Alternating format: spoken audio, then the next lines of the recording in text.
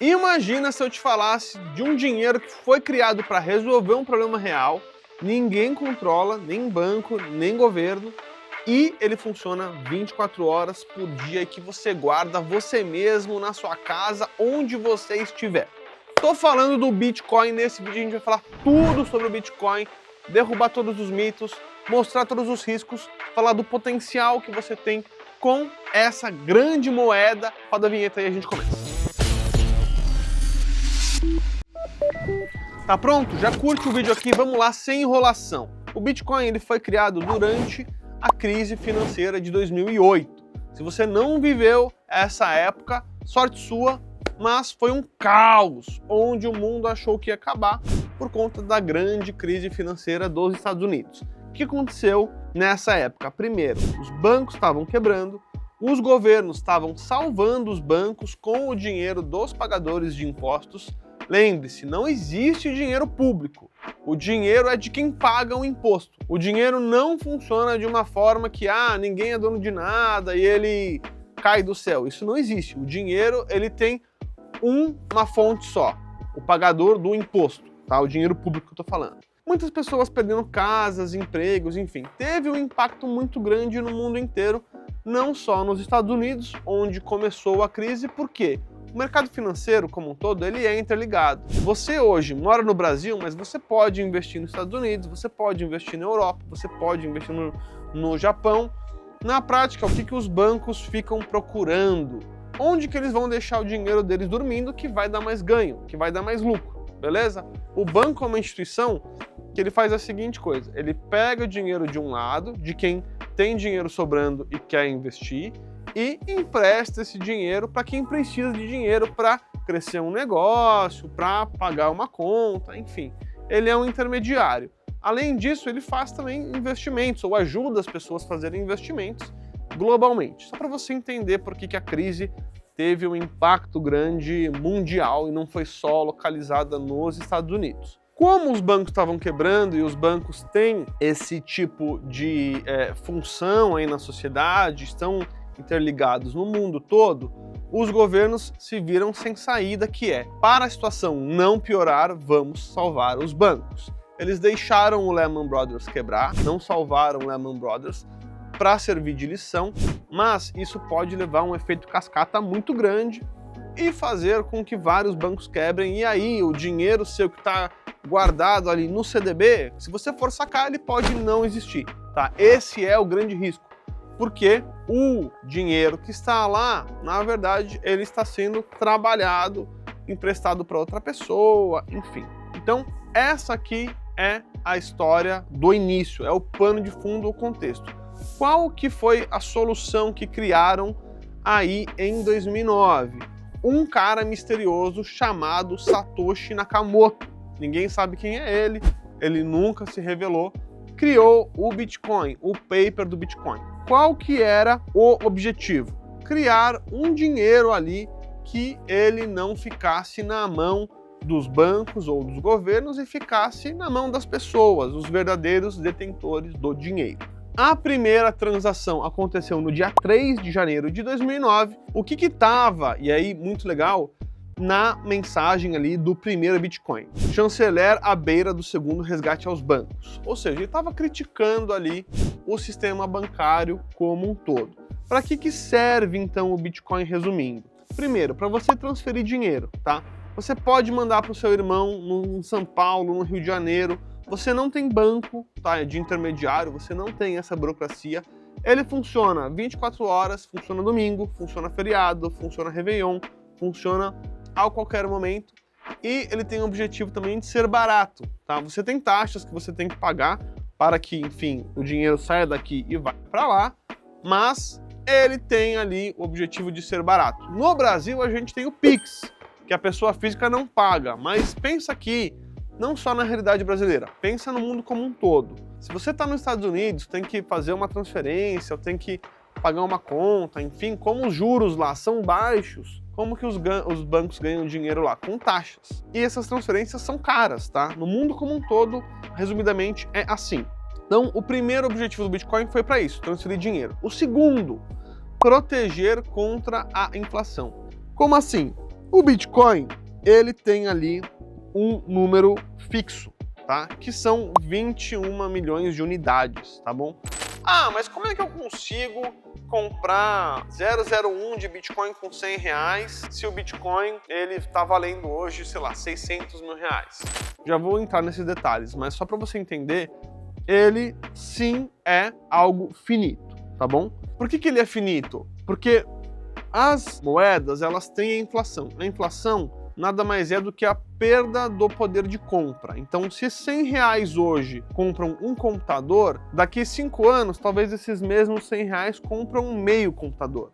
Porque os mesmos R$100 perderam valor. Essa que é a verdade. Como o Bitcoin ele se baseou muito no ouro, que é algo finito, que é algo que ele não pode ser criado do nada, isso traz uma proteção ao valor de compra dele, que é, na prática, ele deve subir de valor. Quer dizer que ele não vai ter volatilidade ou altas e baixas do preço? Não, isso também acontece. Mas se a gente olhar em uma perspectiva de mais longo prazo, pensando anos na frente, é lógico que ele só suba de preço ou ele pelo menos mantenha o poder de compra. Então, naquele exemplo, os mesmos R$100 hoje, eles deveriam estar valendo os mesmos R$100 dali a 5 anos para conseguir comprar esse mesmo computador, tá? Essa é a ideia do Bitcoin, dele não perder valor. Na prática, quando a gente olha desde quando ele foi criado até hoje, ele só subiu de preço, subiu assustadoramente. Tem também aqui um fator de adoção, né? Mais pessoas comprando, enfim. Então ter esse fator acaba influenciando, mas é isso na prática. Outra função dele é funcionar globalmente. Serve no Brasil, serve nos Estados Unidos, serve no Japão. Você não precisa ficar trocando moeda, então estou no Brasil hoje, eu uso reais. Vou para o Japão, eu tenho que usar a moeda japonesa. Vou para a Europa, eu tenho que usar o euro. A ideia é que não precise fazer isso com o Bitcoin. Bitcoin é o mesmo Bitcoin no lugar, em qualquer lugar do mundo, tá? E você possa ali ter o seu dinheiro e as suas regras, tá bom? Então você carrega ele com você aonde você quiser, você deixa ele guardado aonde você quiser. E como eu já falei um pouco sobre isso, é esse objetivo de ter realmente a reserva de valor, dele não se desvalorizar, dele ser algo que te dá proteção do valor do seu dinheiro no longo prazo. Na prática, assim, resumidamente, o Bitcoin ele é como um ouro digital, tá? Ele é limitado ali nos 21 milhões de unidades. Como que o Bitcoin ele é criado? Da mesma forma que você tem empresas mineradoras de ouro que vão lá, escavam a terra, acham o ouro, peneiram, limpam, lavam, fazem uma produção ali e aí sai a barra de ouro bonitinha, o Bitcoin você também tem isso. Mas como? Como se é algo digital? O Bitcoin, na prática, ele é um código, um monte de caracteres. Pensa numa senha longa. Ele é, resumidamente, como se fosse isso. E para você conseguir minerar este código, para você conseguir descobrir qual que é a combinação ali que você cria um Bitcoin, você precisa minerar. O que é minerar? Usar muito processamento de computador mesmo, para conseguir encontrar ali essa combinação que cria um Bitcoin. Para isso você precisa de vários computadores, capacidade de processamento e de energia elétrica. Muito semelhante ali à operação de mineração de metais preciosos, por exemplo, ou de qualquer outro metal, tá bom? O que ele tem de mais fantástico? Que é o que a gente chama aqui de livro contábil mundial, tá? Que é o quê? Ele é transparente, então todas as transações de Bitcoin, de você para o seu primo, do seu primo para a namorada e para os outros lugares, ela fica transparente, tá? Então é realmente um livro aberto. Se você pegar ali o endereço da carteira, procurar lá na rede do Bitcoin quem mandou para quem, fica anonimizado, porque enfim, você tem que saber que a carteira do seu primo, ela tem essa combinação, esse número de série, por exemplo, mas fica tudo ali, não é algo que fica escondido. Então quando falam, usam o Bitcoin para lavagem de dinheiro, etc, etc e tal, isso é algo que as pessoas não fazem, porque na verdade você consegue descobrir, entendeu? Se você fizer uma investigação, descobrir qual que é o endereço da carteira de quem e tal, tá ali, qualquer um pode verificar, tá? Basta você saber ali um pouco de tecnologia e ir atrás. Então, essa transparência também dá segurança, tá? Essa foi a ideia ali do Satoshi Nakamoto quando ele criou o Bitcoin, tá? Como que você compra um Bitcoin? Anos atrás, era muito mais difícil. Você tinha que comprar de alguém que tinha um Bitcoin, ou você tinha que fazer alguma coisa online que você ganhava os prêmios em Bitcoin, quase como se fosse milhas. Por que acontecia isso, só para vocês entenderem? Por exemplo, tem sites de filme, que tá lá rolando o filme, só que quando você está vendo o filme, ele está usando o processamento da sua máquina, do seu computador, para usar lá e minerar Bitcoin, tá? Conseguir usar ali a sua energia elétrica e o seu processamento para ajudar a criar novos Bitcoins. Com isso, ele te dava uns Bitcoins de prêmio, tá? Isso quase não existe mais na verdade. Por quê? Porque o preço do Bitcoin subiu muito. O Bitcoin também tem uma outra coisa que eu esqueci de falar, que é a remuneração pela criação desses Bitcoins. Imagina que se você é uma empresa mineradora de ouro, como que você faz para ganhar mais dinheiro? Assumindo que o preço ele é estável, vai. Você tem que encontrar mais ouro, tem que usar mais ali a sua capacidade de mineração e beleza. No Bitcoin não é assim que funciona. Por quê? Porque o Bitcoin ele tem as programações que o pessoal chama o halving. O que é o halving? É a remuneração pelo Bitcoin minerado. Tá? Então, imagina que quanto mais uma fábrica de mineração de ouro minerasse, menos dinheiro ela ia ganhar por isso. Isso faz o quê? Ela deixa mais caro a mineração do ouro. Então, para ela continuar minerando, o preço do ouro tem que subir, senão não faz muito sentido, né? Então, essa é a lógica aqui com o Bitcoin. Então, para você comprar um Bitcoin, no passado era assim, hoje você já tem várias corretoras, que nem você tem corretoras de bolsa de valores, para investir na bolsa, comprar ações de uma empresa. O Bitcoin, você também tem hoje várias corretoras. Uma corretora parceira nossa aqui do Velotax é a Mint, que é do BTG, tá? Então, um banco aí super grande, confiável, que é nosso parceiro aqui do Velotax. A gente ajuda lá o pessoal com os relatórios de imposto de renda. Então, se eu tiver que recomendar para você alguma, eu recomendo a Mint para você comprar o seu Bitcoin. Você pode comprar Bitcoin com pouco dinheiro. Por quê? Porque você compra aí uma partezinha pequena deste Bitcoin. Qual que é uma outra forma de você também comprar Bitcoin? Você compra Bitcoin indiretamente pelo um ETF. O que é um ETF se você não conhece? É um fundo que ele investe em outras coisas. Então imagina uma cesta, um carrinho de supermercado. Em vez de você comprar os produtos separadamente, você pode comprar o carrinho, tá? O fundo. Tem fundo que investe só em Bitcoin. Tem fundo que investe em outras criptomoedas também. O mais famoso aí é o fundo da Hashdex, mas você tem do Bitcoin também único, tá? Então, essa é uma outra forma de você investir em Bitcoin.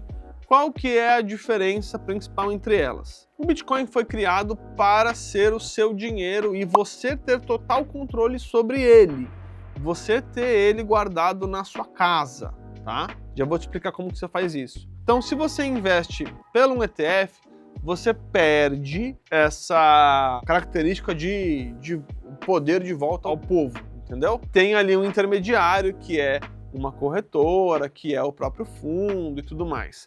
Qual que é a vantagem de você fazer isso? Que você não tem que se preocupar para guardar esse Bitcoin, tá? Você já deve ter ouvido casos por aí que o computador de não sei quem foi hackeado e roubaram os Bitcoins. Ou a corretora XYZ foi hackeada e roubaram os Bitcoins ou as criptomoedas das pessoas.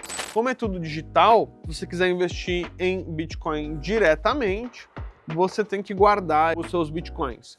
Como que você guarda os seus Bitcoins? Você tem duas principais formas. A primeira delas é uma carteira no seu computador ou no seu celular também, onde você de fato faz ali um depósito dos seus Bitcoins. Você tem senha, você tem lá várias palavras passe, né, para você conseguir ter acesso a isso, etc e tal, tudo mais, mas ele fica no seu computador, tá? O chamado ali, a carteira quente, tá? Para fazer a guarda do seu Bitcoin, tá? A carteira virtual, ou você tem as carteiras físicas, chamadas de cold wallets, aí no jargão de criptoativos, que é o que, resumidamente? É um pendrive com senha criptografado que você compra o seu Bitcoin, por exemplo, lá na Mint, ele vai ter ali um endereço e aí você transfere os seus Bitcoins da Mint para o seu pendrive ali, para a sua cold wallet, tá? Tem algumas marcas famosas dessas carteiras físicas, uma delas eu pedi pro pessoal pôr na tela aí para vocês. É a Ledger, tá? E a outra é a Trezor, tá? São as duas mais conhecidas e famosas. Quer dizer que essas carteiras são totalmente blindadas, nunca ninguém vai conseguir roubar elas de vocês? Não, mas dificulta bastante. Por quê? Você pode jogar o seu Bitcoin lá e deixar isso guardado, tá? Tem um software que você atualiza e tal, mas na prática, por que eles chamam de cold wallet, né, ou de carteira física? Porque ela está desplugada de uma rede de computadores, de uma rede que você tem fácil acesso ali. Isso dificulta bastante ser hackeado.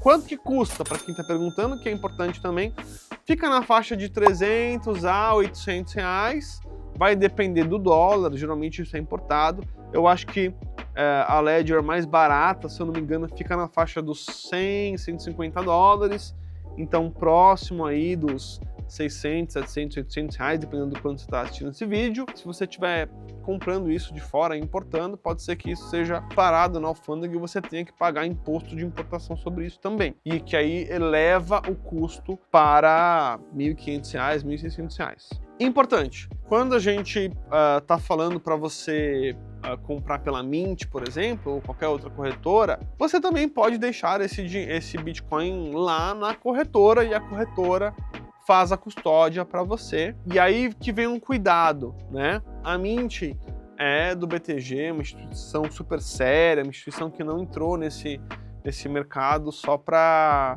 surfar uma onda e desaparecer, que nem existiram outras por aí. Então, caso você opte por deixar na própria corretora, escolha uma com boa reputação, com uma instituição forte por trás, para você também não perder as suas noites de sono. Mas o mais importante do Bitcoin é realmente essa capacidade de você ter dinheiro seu disponível para você a qualquer momento. Agora o mais importante, como que você ganha dinheiro com isso e por que o preço do Bitcoin sobe ou desce? Fatores que fazem o preço do Bitcoin subir.